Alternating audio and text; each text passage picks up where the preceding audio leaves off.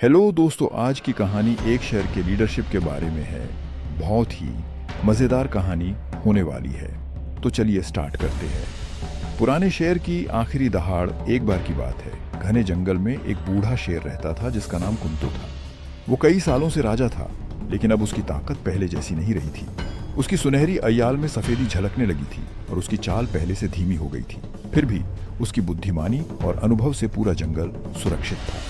कई युवा शेर अब फुसफुसा रहे थे कि कुंतो का समय खत्म हो चुका है और किसी नए ताकतवर शेर को राजा बनना चाहिए। एक दिन कुंतो की प्रिय शेरनी लीशा उसके पास आई और बोली, राजा, जंगल में एक नया शेर आया है।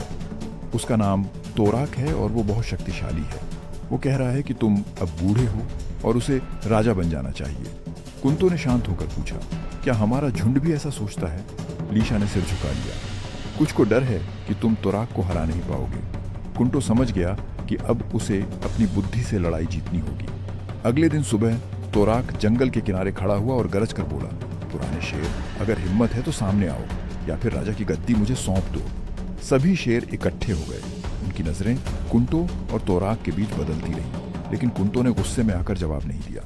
वो बस मुस्कुराया और अपने झुंड की ओर देखा। सिर्फ ताकत से कोई राजा नहीं बनता, कुंतो ने कहा। असली राजा वो होता है जो अपने झुंड को एक साथ रख सके। कुंतो ने रात भर योजना बनाई थी। उसे पता था कि तोराक सीधी लड़ाई चाहता है, लेकिन वह उसे उसकी शर्तों पर नहीं लड़ने देगा। जैसे ही तोराक ने हमला किया, चारों ओर से शेरनियों ने उसे घेर लिया। उसने एक पर हमला करने की कोशिश की, तभी दूसरी ने पीछे से झपट्टा मारा। हर बार जब वो पलटकर किसी को मारने की कोशिश करता, कोई और उसकी जगह ले लेता। जल्द ही तोराक थकने लगा। तभी कुंतो आगे बढ़ा और अपनी बूढ़ी लेकिन तेज आंखों से उसे देखा।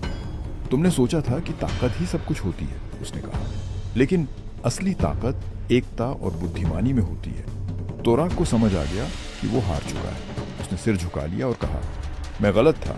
सच्चा राजा वही होता है जिसका पूरा झुंड उसके साथ खड़ा हो।